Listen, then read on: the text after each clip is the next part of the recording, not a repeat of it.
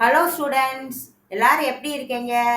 நம்ம அறிவியல் பாடத்தில் கணக்கீடுகள் எவ்வாறு எளிமையாக செய்யலாம் என்பதை பற்றி தான் இப்போ வீடியோ போட்டுட்ருக்கோம். ஏற்கனவே முதல் வீடியோ ஒன்று போட்டிருக்கோம். அதை எல்லாரும் பார்த்துருப்பீங்கன்னு நினைக்கிறேன். இப்போ இரண்டாவது வீடியோ. இந்த இரண்டாவது வீடியோவில் கோளக ஆடிகளை பற்றிய கணக்கீடுகள் செய்யும் பொழுது என்னென்ன முக்கியமான டேர்ம்ஸ் எல்லாம் நமக்கு தெரிஞ்சிருந்தா எளிமையாக செய்யலாம் என்பதை பற்றி தான் பார்க்க போகிறோம். இப்போ கோளக ஆடிகள்.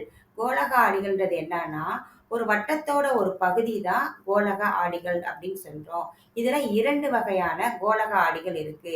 ஒன்று குவியாடி, இரண்டாவது குழியாடி. குவியாடின்றது என்னன்னா, எதிரொலிக்கக்கூடிய பரப்பு குவிந்து இருந்தால் அதுக்கு பேரு குவியாடி. கை சிம்பல் காமிக்குது.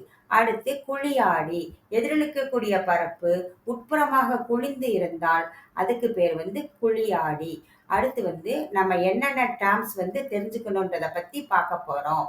முதல் டேர்ம்ஸ் ஆடி மையம் கேபிட்டல் பி, அதுக்கு அடுத்து வளைவு மையம் கேபிட்டல் சி, அடுத்து வளைவு ஆரம் கேபிட்டல் ஆர், அடுத்து முதன்மை அச்சு, அடுத்து முதன்மை குவியம் கேபிட்டல் எஃப், அதுக்கடுத்து குவிய தொலைவு ஸ்மால் எஃப், அடுத்து கடைசியாக குவிய தூரத்திற்கும் வளைவு ஆரத்திற்கும் இடையே உள்ள தொடர்பு.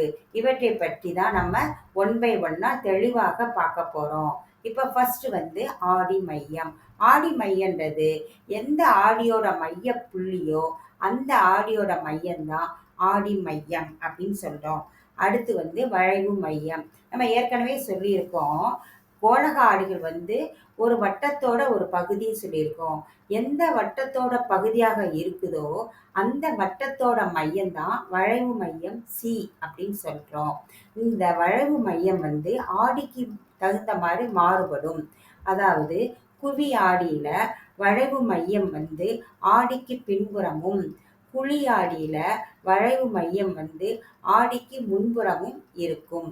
அடுத்து வளைவு ஆரம். வளைவு ஆரம் ஆர் அப்படின்றது என்னன்னா, ஏற்கனவே ஒரு வட்டத்தோட ஆரம் பத்தி நீங்க தெரிஞ்சிருப்பீங்க. அதே மாதிரி வட்டத்தோட மைய புள்ளிக்கும் ஆடி மையத்திற்கும் இடையே உள்ள தூரம்தான் வளைவு ஆரம் கேபிட்டல் ஆர் அப்படின்னு சொல்றோம். அதுக்கடுத்து முதன்மை அச்சு. இந்த முதன்மை அச்சுன்றது என்னன்னா, அந்த ஆடி மையம் பி, அந்த வளைவு மையம் சி, இதன் வழியாக செல்லக்கூடிய ஒரு நேர்கோடு தான் முதன்மை அச்சு அப்படின்னு நம்ம சொல்றோம்.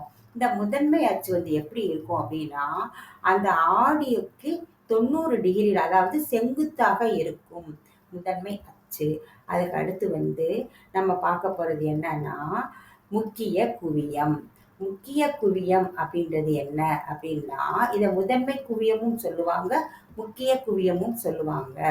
அதாவது நம்ம முதன்மை அச்சுக்கு இணையாக வரக்கூடிய ஒளி கதிர்கள் ஆடியில பட்டு, இங்க கொடுத்துருக்கிறது என்ன ஆடி, குழி ஆடி பட்டு ஒரு முதன்மை அச்சுல ஒரு புள்ளியில் குவியுது.